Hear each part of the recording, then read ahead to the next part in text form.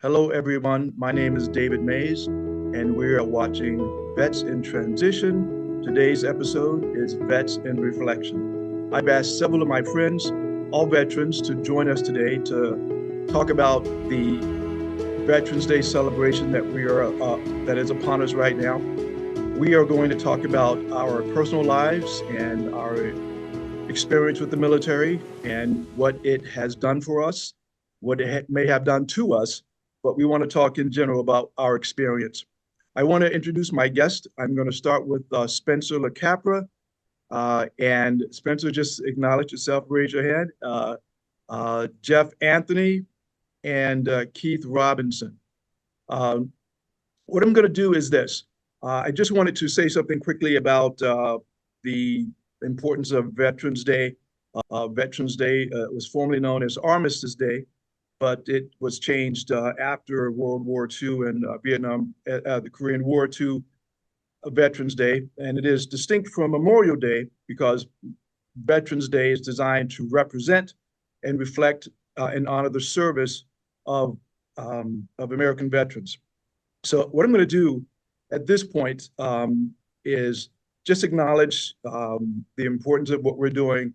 And I'm going to ask each of our guests to introduce themselves, give a little background of their lives prior to the military, and then we'll go from there and talk about our military service. So, Jeff, could you give us a quick introduction of yourself? Tell us who you are, and let's sort of have you All start right. this for us. Yeah, well, good morning or good afternoon or good evening, depending on what time you're watching this. My name is Jeff Anthony, 75 years old, born and raised in Philadelphia, Pennsylvania. Joined Marines when I was 19, right out of high school, a couple of years out of high school. I grew up in a family with five uncles, all who served in the military. So I grew up with photos of my uncles in uniform every place I went, right? They all served honorably, four in the Army, one in the Marine Corps. Um, when I got out of high school, I went to college on an athletic scholarship. That didn't work out for me.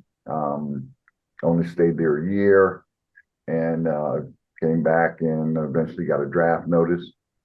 Um, was not inclined to join the Army. I had cut a deal with the Marine Corps recruiter. My older brother was in the Marines, so I joined the Marines in 1967. Um, um, Went to Vietnam, spent two tours in Vietnam in the infantry. Um, was in the Marine Corps for 9 years. And mixed bag. Some good times, some bad times. I think the my time in the military did a lot to to shape how I saw myself, how I judged other people, and the kind of experiences I had. Um, After I got out of the service, I went back to school, and a long path that eventually ended up doing entertainment production, stage management, show direction, producing, um, and have real mixed feelings on Veterans Day. They've changed over the years, but you know, it was a very difficult time to be associated with the military in the 70s. Um, you may all recall that Vietnam veterans did not get treated very well when we got home for a variety of reasons, and that had a major impact on me, how I saw my time in the service, and how I related back to the quote the world unquote when I got back. So obviously, it's been 50 years, give or take a year or two, and my attitude has changed over time. My initial transition back to general society was very difficult in those days. It took me about 10 years to feel like I had got my act back together and had a better sense of who I was, what direction I wanted to move in. But a lot of the attitudes that I learned in the Marine Corps have stayed with me to today, and I'm very comfortable with that. I think they've worked for me. Keith, would you like to go next? Give us a slight introduction of you, and we'll talk about the aspects of the military on our second round. Keith Robinson, 69 years old, born and raised here in Washington, D.C. Went into the military when I was 17. I had reached a level in society where I was drawn towards the more negative aspects of life versus the positive. And the military looked like a good option for a 17-year-old Black male in Washington, D.C. at the time. So I convinced my mother. My father died when I was 7, so I'm from a single parent home. And she agreed to assist me because you could get signed in at 17 back in 1972, which is when I went in the military. That was a good choice for me. The military training, the discipline, the independence, the camaraderie, all of that was good for me. My stay in the military, I was an accountant in the military. So they sent me to school, they trained me. And I successfully served from 72 to 75, got an honorable discharge, came out, went back to school. I used the GI Bill to go to school. I graduated valedictorian of my engineering class. And then I spent my life working on 5 different engineering disciplines, building the infrastructure that is now being utilized in the United States for all of its telecommunication needs. Thank you. All right, very good. Spencer, would you like to give an introduction of yourself to us? Yes, my name is Spencer LaCapra. I'd like to, first of all, thank you, David, for having me on today. To be able to express my feelings, it was very similar to the 2 gentlemen. I went in the military in 1981 because I had grew up in a family where I had at least 3 uncles that had served in the military. My father had served in the Army, and I had come out of high school in 1971, and there was this big a feeling around the country of the war in Vietnam was very unpopular. Fortunately, I didn't have the draft was ending, and so I had the freedom of choice, which was to go to college. And I did that and got a degree and worked for corporate America for a number of years.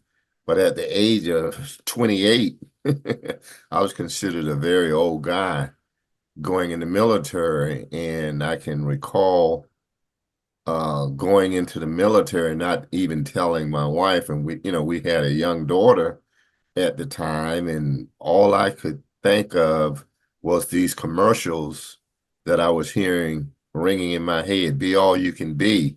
And I just didn't feel that I was living up to, I thought the American dream was, but I felt that the military could provide me with the resources and the training, and my family could be taken care of.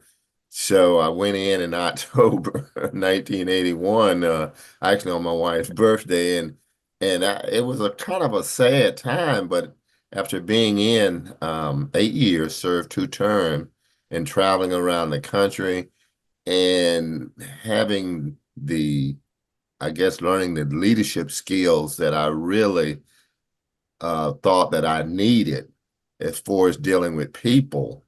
And that was what I was able to gain pretty much from that, is that how do you develop your skill set without just feel that you're putting in a job situation, and, learning how to get people, influencing people to like you in such a way that they're willing to voluntarily get the mission done.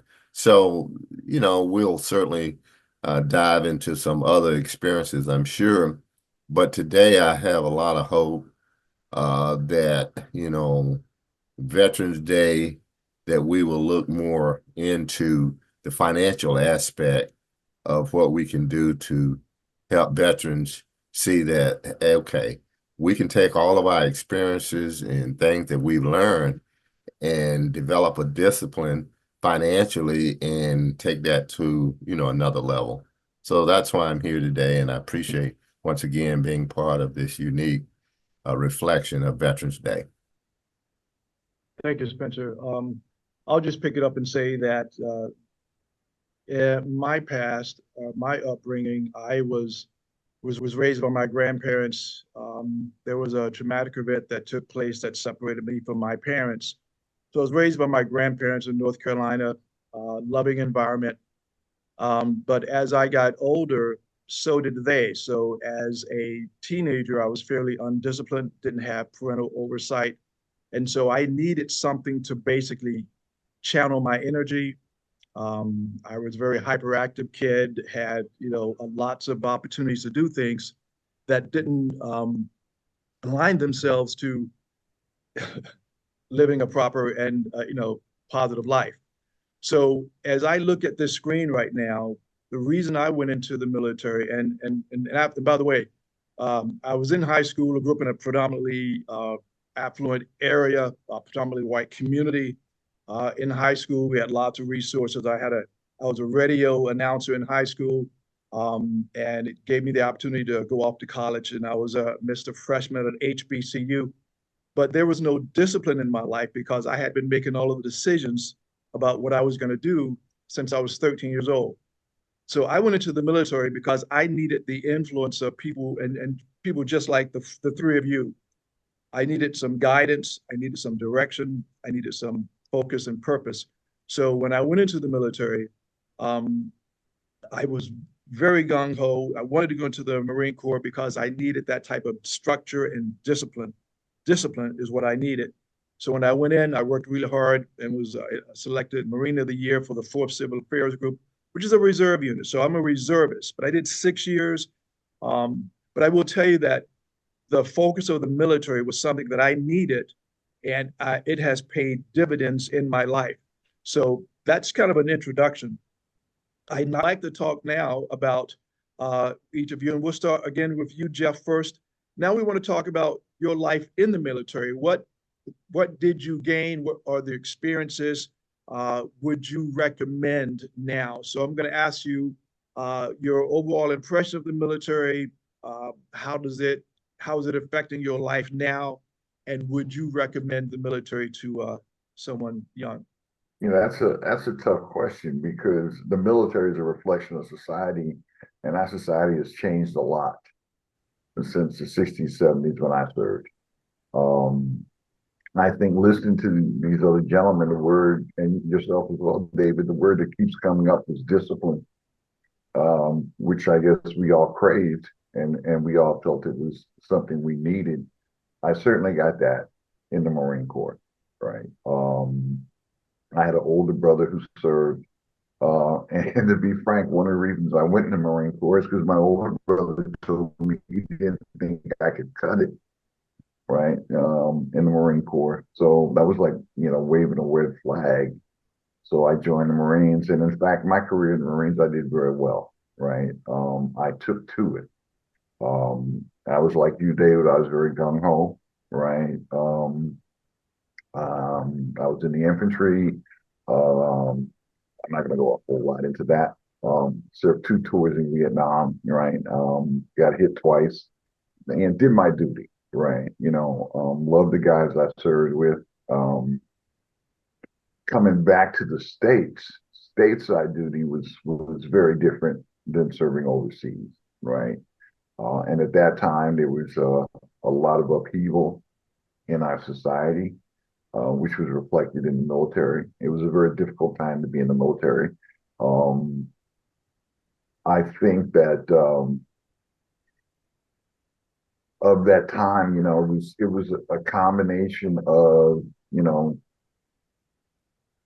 anger and disappointment about the way, Vietnam veterans had been treated when we came home, and the whole public perception of the war that somehow it was our fault, right? I think that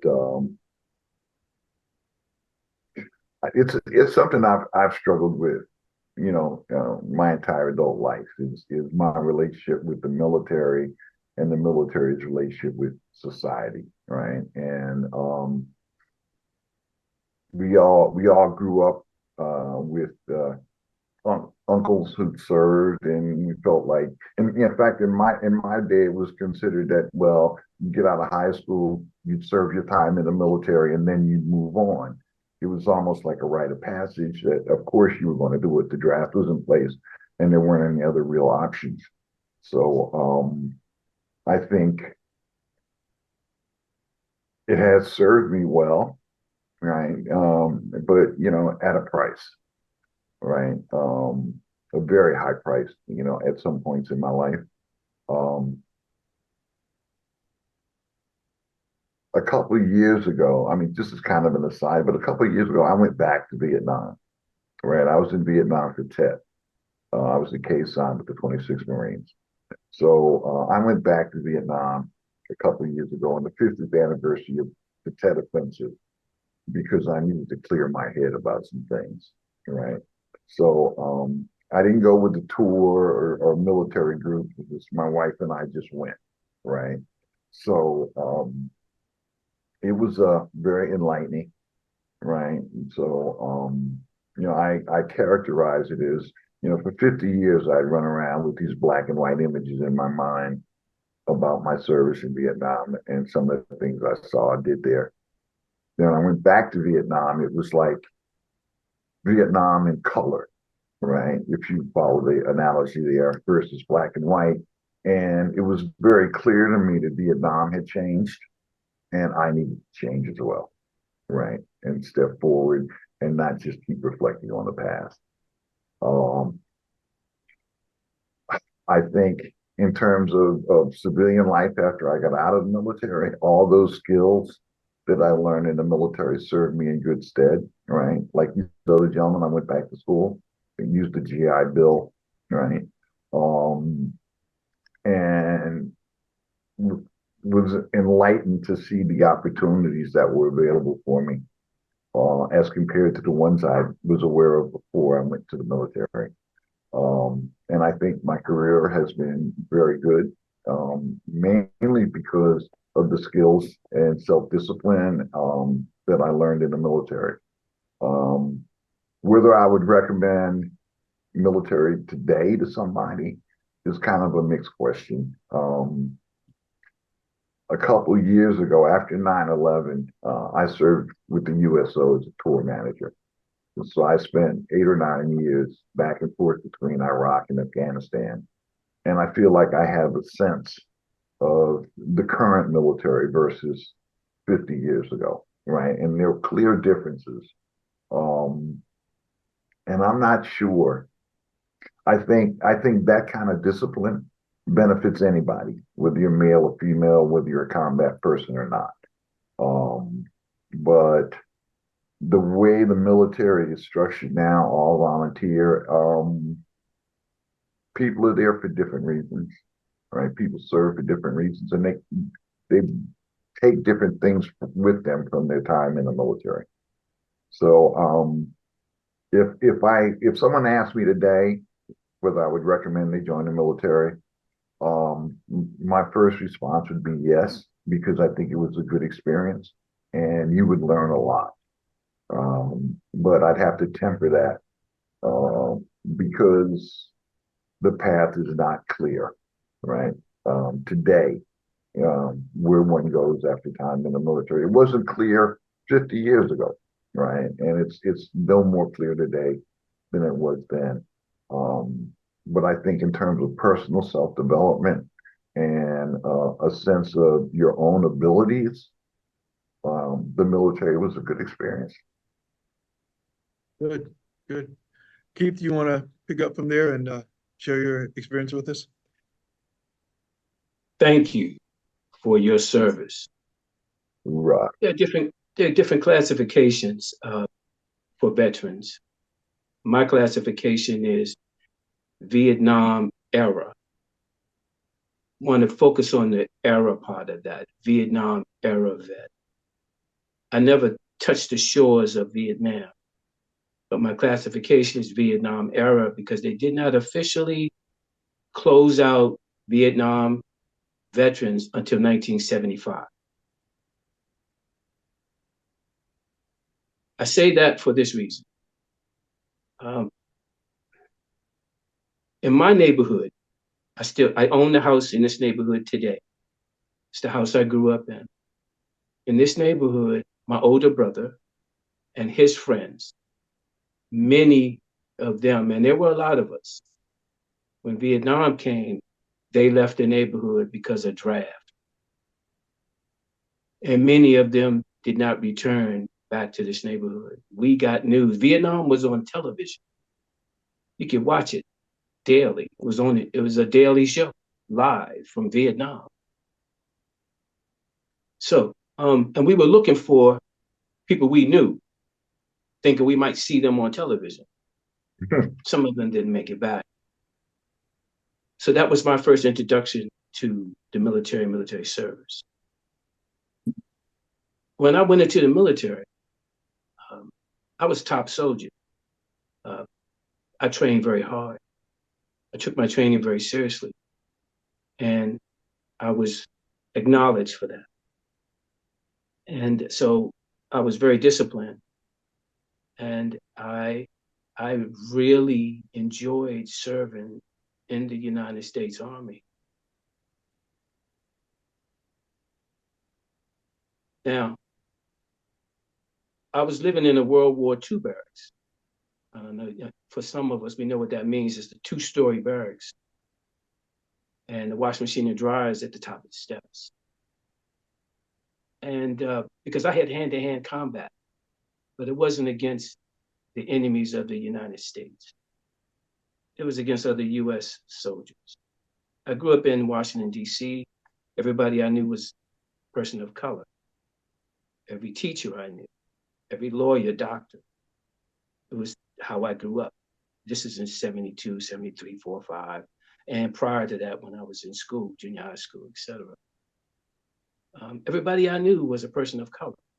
And occasionally, you know, I would meet other races if I stepped outside of my community or if I stepped outside of my city, short of going downtown. So I grew up in a community where we had already had 2 and 3 generations of people of color graduating from college. That was a way of life for me. But when I joined the military, I had my first opportunity to get intimate and up close with other races. My connection with other races, other people of color, was through the military. And in that process is where I started seeing the difference, because when you living and breathing and spending time with them on a daily basis, you get to know other people and other people of cultures. And this was my first experience of a multicultural situation coming from a city that was predominantly of color, which is Washington, D.C. at that time.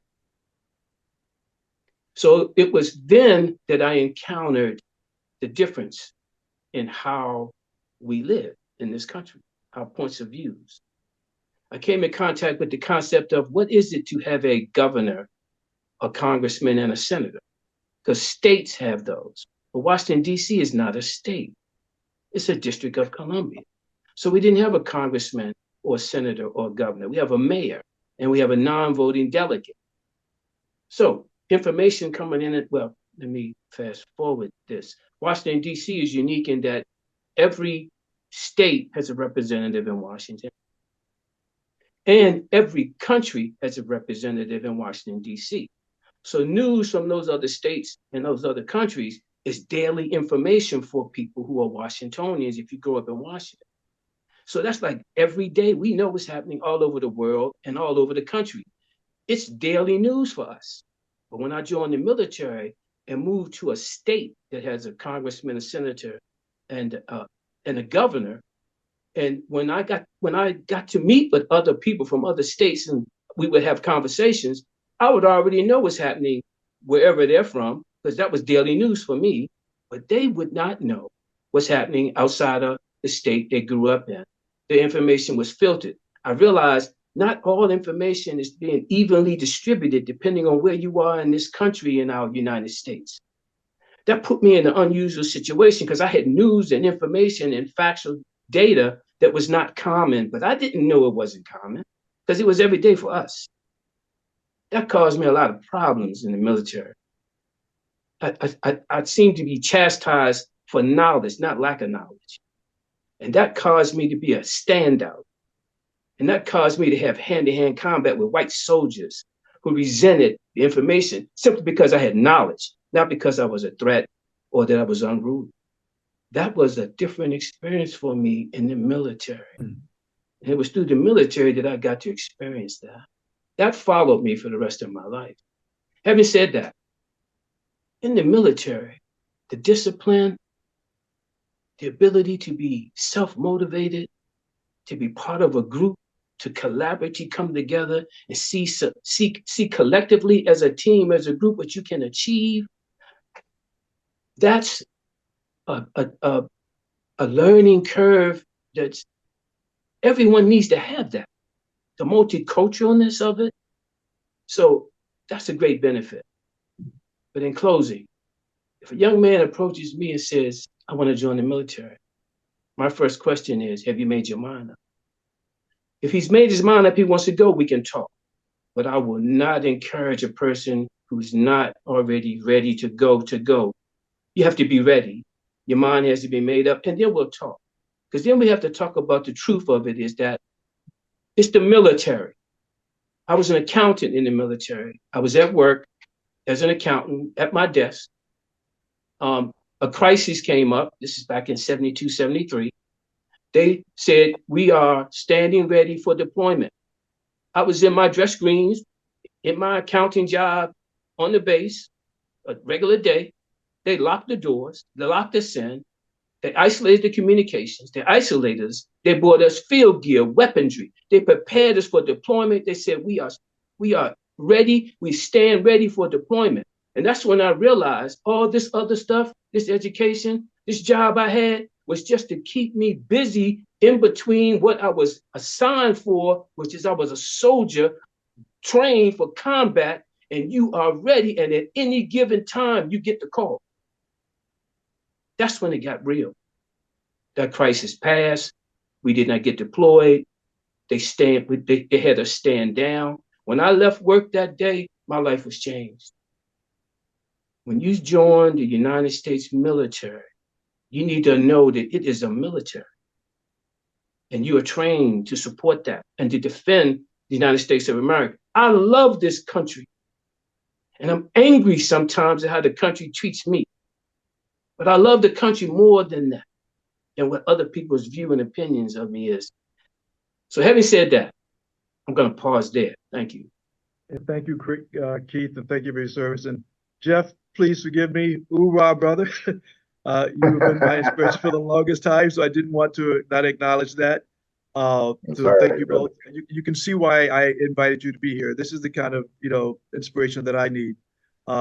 Spencer, can you come in and just give us a wrap up on that? And I'll just sort of finish up. And I think we'll just have a couple of rounds of questions if you guys want to share anything else. Spencer, please. Sure. Thank you again, David, and all of our other speakers here. And I'm just sitting here reflecting on the two other gentlemen's experiences. And I must say, what was slightly different for myself, I would be considered a post-Vietnam type soldier because I didn't go into 1981. As I stated earlier, I was 28 when I went in. So obviously, I was looking for something different. What sold me on the idea of going into the military, not only did I need the leadership training and the discipline, but I was looking for security long term. And I felt that if I could, most of my jobs I had early on prior to me going in the military, was like a 1 or 2 year stint, and back in the, I guess, late 70s, coming up in South Carolina, there were a lot of opportunities for, supervisors and working in factories. And different things like that. And I could remember being in those positions, but having gone to work and with a white shirt and a tie and getting home late at night, and that white shirt was black because I was just uh, another hired employee that, were overseeing some people, but if they were falling short of their goals, then I had to kind of get in there and help them keep their job, literally, because we were working in the texture yarn industry, where they made clothes and these kinds of things. But I had a high score on one of these management orientation projects, so there were always headhunters calling me, "Hey, Spencer," and so I got the call one day to work for a frozen food company. And what they sold me on was, guess what? You're off on the weekend. And I was like, man, here I get an opportunity to go work for a company. And, I go to work at 5 o'clock in the morning and I'm off at 3 o'clock. And I just knew that I had found that pot of gold. Whether it turned out, what they were advertising and what actually was happening was not the case.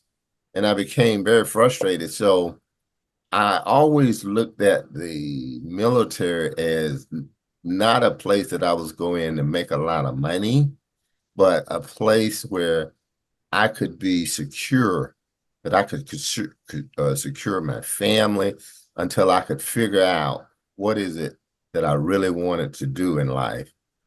And so I kind of, like I said, I never was big on the war thing. So fortunately, as my career continued to progress, I moved into a drill instructor position. And going from being trained to now training soldiers, that's when I kind of bought into the duty honor country concept, because I started building relationships with people. And what was always concerning to me is how some people could take the same amount of money that we were making. We weren't making a lot of money, but some people could take the money that they were making and they could have money at the end of the month. And other people could get the same amount of money, be in a similar situation, and they were broke at the end of the month. And I say there's got to be something about our financial situation that most people can do if they follow certain principles and laws and strategies, that in the wealthiest country in the world, we all should have access. Because I had just started believing in things that we were getting better, with the racist type things, and so in other words, we had a wonderful opportunity out there awaiting us, but a lot of people weren't taking advantage of it. And so fortunately, my seventh year in the military, I ran across a gentleman that was sharing with me that he was investing. And he was only investing $25 a month when I first met him. And this was about 38 years ago. And then he went on to invest, 100, and he kept moving it up. And he started sharing those concepts with me. And so I started working with him. As a matter of fact, we're partners today in business today, because there's some strategies and unique business concept that we can all take advantage of if we knew how to implement them into our life. So I've built a career now on helping people understand these strategies and principles.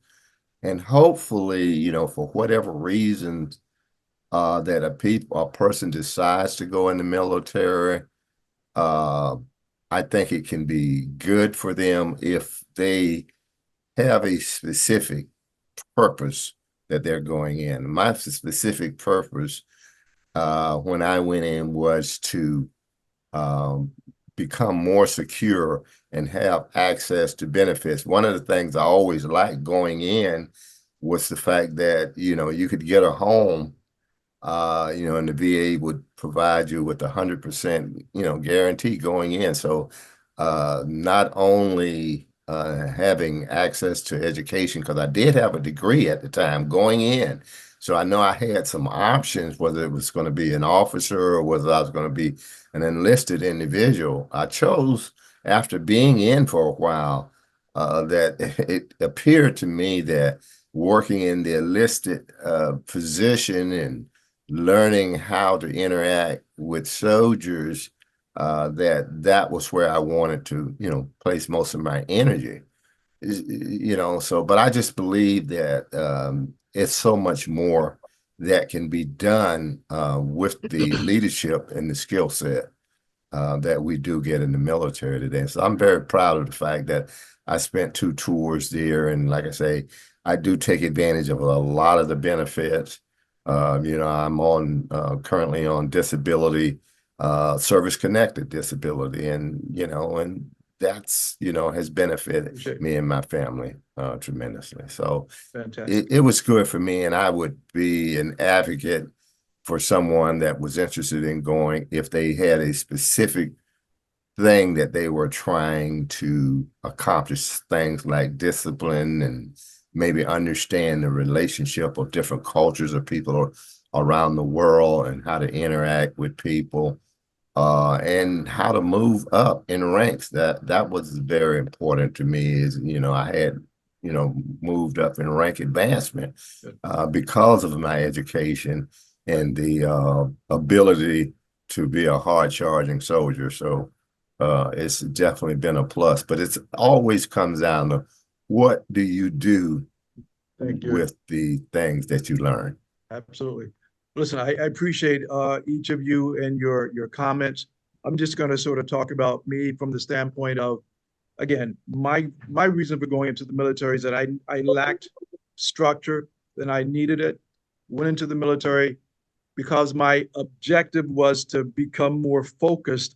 I did extremely well. And then when I came to DC just after my first or year or so, I'm in DC and I'm in the reserve. So I am looking for employment. And I would tell you that every door I knocked on wearing a Marine Corps uniform, that door opened. Whether I was the best candidate or not, I got the opportunity to show up and to represent. And early on, I had the opportunity to work with BET.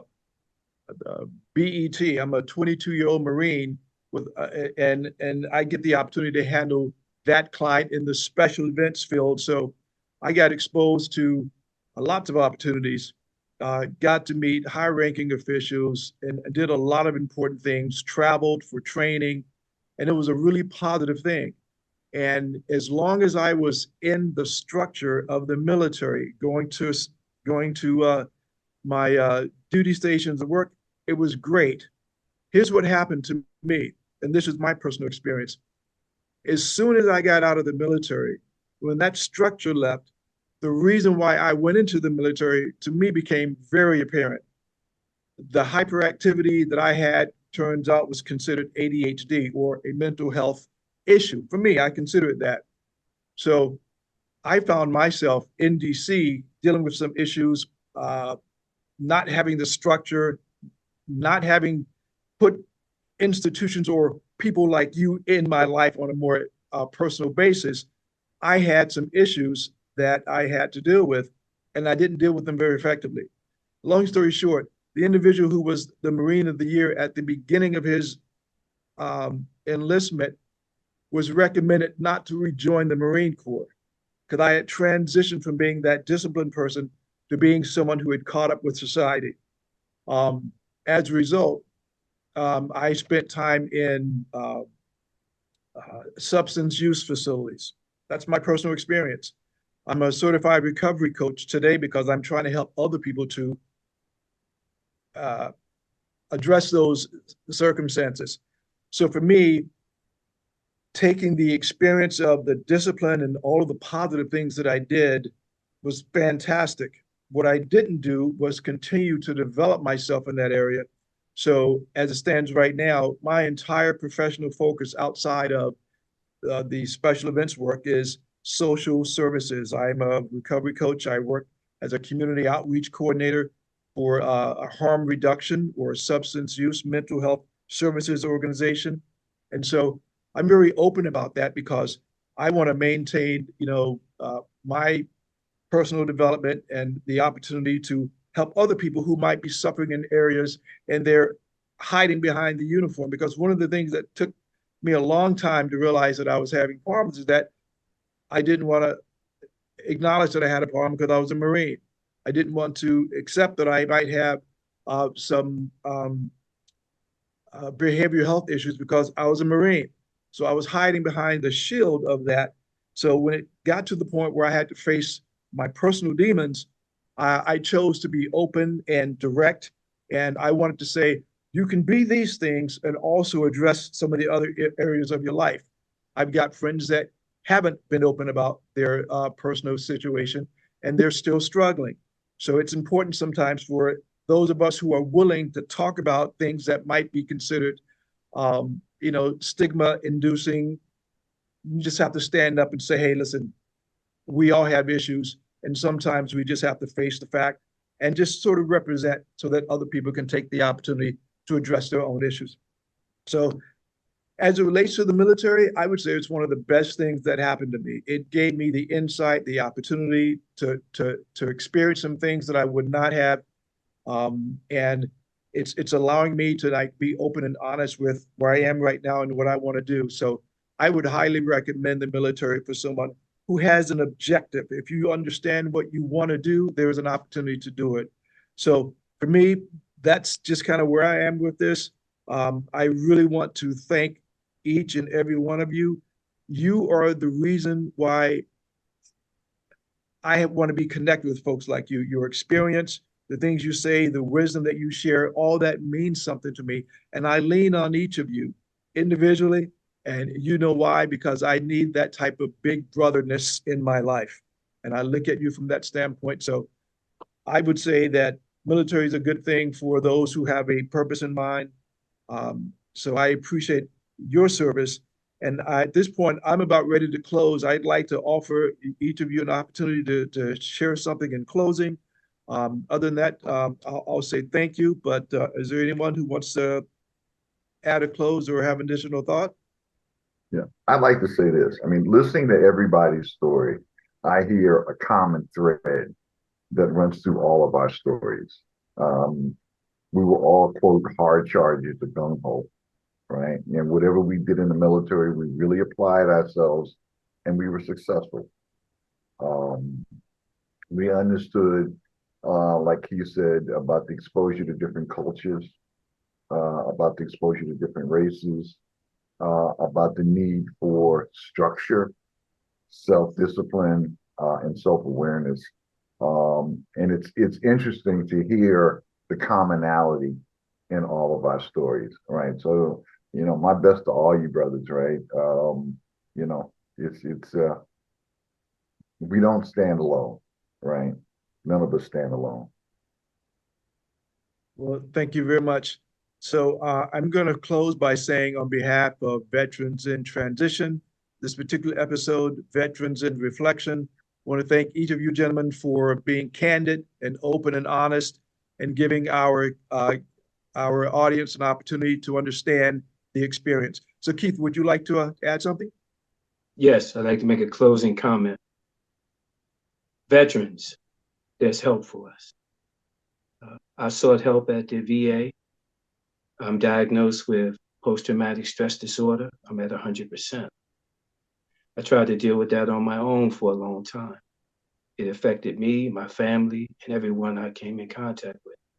But at the VA, I've been introduced to a set of doctors, psychiatrists, psychologists, who have helped me tremendously in being able to cope. Because as I get older, my coping skills seem to take the blunt of a lifetime of living with exposures that military brings to an individual.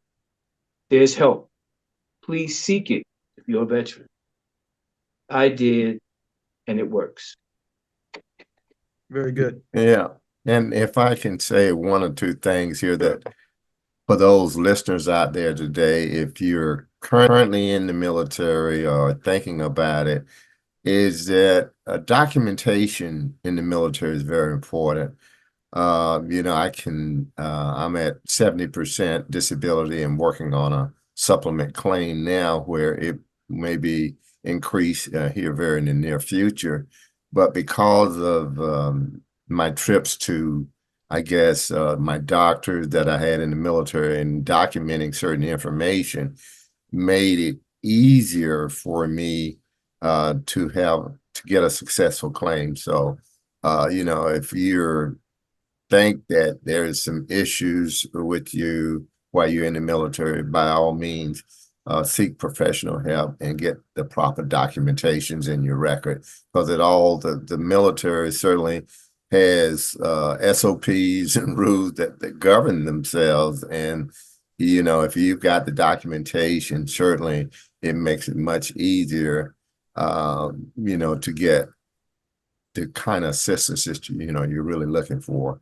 And so I would offer that as a support. And there's many other services and benefits that the military do offer for those who have come out and need, whether it's housing or financial assistance or just information, groups of people that can help you change your mindset, because there are a lot of veterans that are bitter as a result of trying to readjust to civilian life, because it is a different way of life when you are governed by rules and regulations on a consistent basis there. So, that's hopefully what I can offer up as a support person, for people that's viewing this documentary that we're doing.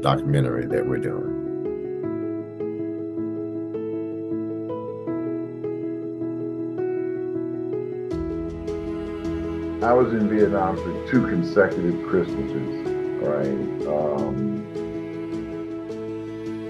On my first Christmas, right, we were way up north in the DMZ, and it was also the monsoon season, so it was physically very challenging. And my mother had sent me a care package, if you will, right, which had eggnog, right, and just enough eggnog for everybody in my team to have some, right. And I remember Christmas Eve sitting on this hill in the rain, and feeling so homesick I thought I was going to just die, right. And all it really did was increase my determination to get through this and be able to come home, because you don't realize until it's taken away from you how many things you take for granted living in this country. Even though our situation was not the greatest, but we have so many advantages. We have so many things that don't exist in other parts of the world. So it was a very, what is the word I'm looking for? It was an epiphany moment, right? Suddenly realizing how much the world had to offer, how much there was to accomplish, how many things there were to experience, and how little I had already experienced up to that point. And it just increased my determination to survive and get through this and live a life. So, a full life. Yes, I can recall a couple of occasions where I missed out on some of the not only Christmases and holidays, but birthdays, because my kids were very young when I went into the military, and so I missed out on a lot of birthdays and just events. But what I learned to do is, and I think what the military is very good at, is that wherever you deployed, I was first duty station out of the country was in Germany. And so, once I got there, I didn't have the resources at the time to make it back for those holidays. But you bond very closely to the people because they're going through a similar situation. So you learn what it is to build an extended family. And you get very close to people that you've never known for most of your life, and they become your family. And then, of course, having, going to two team spirits, that's in Korea, and having served, in those tours like that, you miss out on other important days. But I think writing, everything is based on email nowadays, and this is prior to email going out. You learn to write letters, and just the idea of receiving a letter or writing a letter, you get a chance to collect your thoughts, and people sending you pictures of your family coming up. You really don't take those things for granted anymore. And so, but those are the things that keep you engaged, and the importance of why you're doing what you're doing. And you're just always waiting for that next moment when you say, okay, one day I'm going to be home, with my family. And that's where I'm at today. Is every day is a great day. As a matter of fact, I coined the phrase some years ago, Mr. Blessed and Winning. And I feel that every opportunity that I get to see another day, that I am just so blessed, and I'm going to hopefully help somebody develop a winning attitude, a positive attitude. So that's kind of like what it's been like for me. Brother Jeffrey, I think you nailed it. I cannot add to that. So I'm accepting. I'm just going to let that flow through me. I felt that. And thank you again, all of you, for your service. Thank you, gentlemen. And in addition to all the other veterans who might be watching this, I want to say thank you so much for joining us. Thank you for your candidness, and we appreciate having you here. And again, this is Vets in Transition, special episode, Vets in Reflection, as we celebrate this Veterans Day. We look forward to sharing this with everyone who is going to be watching it. So with that, we'll bring it to a close. And again, thank you so much, gentlemen. Appreciate your being here. In serving 2 tours in Vietnam, the entire year of 1969, I had the occasion to come home 2 different occasions. He and his mother met me in Hawaii for our rest and recuperation time. Secondly, in August, I believe it was the 16th of August of 1969, Hurricane Camille hit 2 miles from my home, where my son and my wife were staying in Gulfport, Mississippi, at my family home. So I had to come home for the holidays, and I had to come home for other business matters. The second tour to Vietnam was in 1973, and I was there for ceasefire.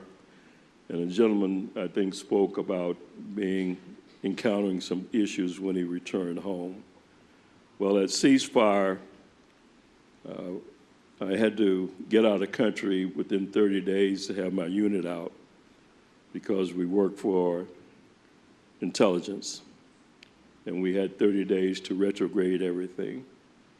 But upon arrival in Seattle, where I'll be next week seeing my first great-grandchild, I was spat upon there in uniform.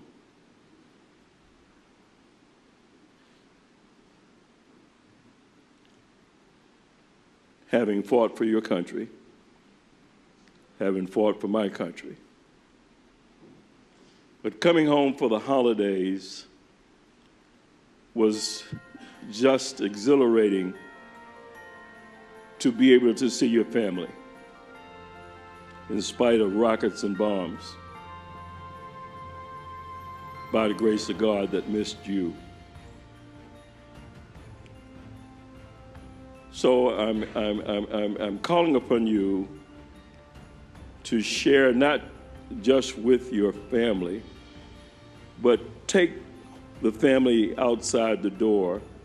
Don't wait for them to beg you to help. You know they need. You know they need. For one should never beg for that which they have the power to earn. Let's give them the power to earn your respect.